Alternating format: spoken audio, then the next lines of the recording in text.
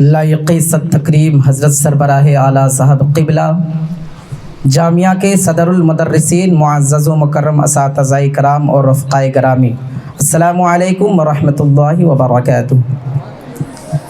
سب سے پہلے جشن یوم آزادی کے پربہار موقع پر جملہ حاضرین کو مبارکباد پیش کرتا ہوں اس شعر کے ساتھ کہ دل سے نکلے گی نہ مر کر بھی وطن کی الفت، دل سے نکلے گی نہ مر کر بھی وطن کی الفت، میری مٹی سے بھی خوشبوئے وفا آئے گی، میری مٹی سے بھی خوشبوئے وفا آئے گی۔ حضرات، آج ہم سب جشن آزادی منانے کے لیے جمع ہوئے ہیں۔ ہم 15 اگست کو جشن یوم آزادی اس لیے مناتے ہیں کہ ہمارا پیارا وطن ہندوستان 15 اگست سن 1947 کو ظالم انگریزوں کے تسلط سے آزاد ہوا۔ آزادی کے حصول میں طویل مدت لگی۔ آزادی کی جد و جہد میں کئی اہم شخصیات نے حصہ لیا، جن میں علامہ فضل حق خیر آبادی، مفتی عنایت احمد کاکوروی، علامہ کفایت علی کافی، مسٹر گاندھی، جواہر لال نہرو، سبھاش چندر بوس وغیرہ شامل ہے۔ سن 1757 سے لے کر 1947 تک تقریباً 200 سال تک انگریزوں نے ہمارے وطن عزیز پر حکمرانی کی، ہمیں غلامی کی زنجیروں میں جکڑ کر رکھا۔ ہندوستان کے باشندے ان سے عاجز آ چکے تھے، مسلسل جنگی تدابیر کر رہے تھے مگر کامیابی نہیں مل پائی۔ وطن کا ہر باشی انگریزوں کو ملک بدر کرنا چاہتا تھا، اپنے دبے ہوئے حقوق کو حاصل کرنا چاہتا تھا، خود کو آزاد دیکھنا چاہتا تھا، لیکن ہوا انہی انگریزوں کے سمت بہہ رہی تھی۔ بہت سے لوگ عقیدت مندی اور چاپلوسی میں مگن تھے۔ ایسے حالات میں کسی میں جرأت نہیں تھی کہ وہ ان انگریزوں کے خلاف اعلان جنگ کرے۔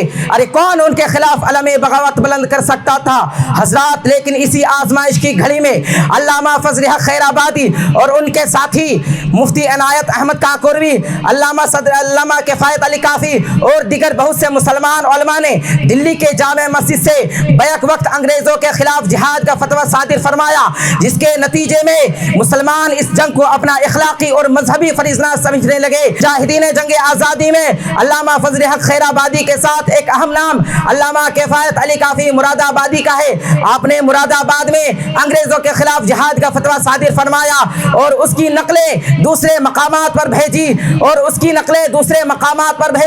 اور مسلسل ایک ہفتہ بریلی میں قیام فرما کر فتویٰ کی تشہیر کی اور لوگوں کے اندر جذبہ جہاد پیدا کیا، اور یہ اشعار پڑھتے ہوئے تختہ دار پر لٹک گئے کہ کوئی گل باقی رہے گا، نئے چمن رہ جائے گا، پر رسول اللہ کا دین حسن رہ جائے گا، اطلس و کم خواب کی پوشاک پر نازا نہ ہو، اس تنے بے جان پر خاکی کفن رہ جائے گا، اور سب فنا ہو جائیں گے کافی، ولیکن حشر تک نام حضرت کا زبانوں پر سخن رہ جائے گا، نام حضرت کا زبانوں پر سخن رہ جائے گا۔ لیکن افسوس کہ ہماری اتنی قربانیوں کے باوجود آج ہمیں کہا جاتا ہے کہ ہم ملک کے وفادار نہیں ہیں، ہمارے سینوں میں وطن کی محبت نہیں ہے۔ کچھ لوگ کہتے ہیں کہ تم پاکستان چلے جاؤ۔ ہم ان تمام ظالم طاقتوں سے کہنا چاہتے ہیں کہ ہم ہندوستان کے باعزت شہری ہیں، اس وطن میں جتنا حق تمہیں حاصل ہے اتنا حق ہمیں بھی حاصل ہے۔ انشاءاللہ قیامت تک ہم اسی زمین پر عزت کے ساتھ رہیں گے۔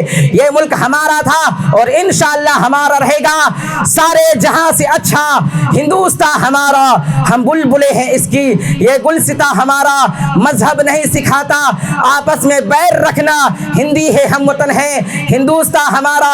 اور محترم ڈاکٹر راحت اندوری کے چند مصروں کے ساتھ میں اپنی گفتگو کو مکمل کرنا چاہوں گا کہ اگر خلاف ہے ہونے دو، جان تھوڑی ہے، اگر خلاف ہے ہونے دو، جان تھوڑی ہے، یہ سب دھواں ہے، آسمان تھوڑی ہے، جو آج صاحب مسند ہے کل نہیں ہوں گے، جو آج صاحب مسند ہے کل نہیں ہوں گے، ارے کرایہ دار ہے ذاتی مکان تھوڑی ہے، اور سبھی کا خون شامل ہے یہاں کی مٹی میں، سبھی کا خون شامل ہے یہاں کی مٹی میں، ارے کسی کے باپ کا ہندوستان تھوڑی ہے، کسی کے باپ کا ہندوستان تھوڑی ہے۔ جے ہند، جے بھارت۔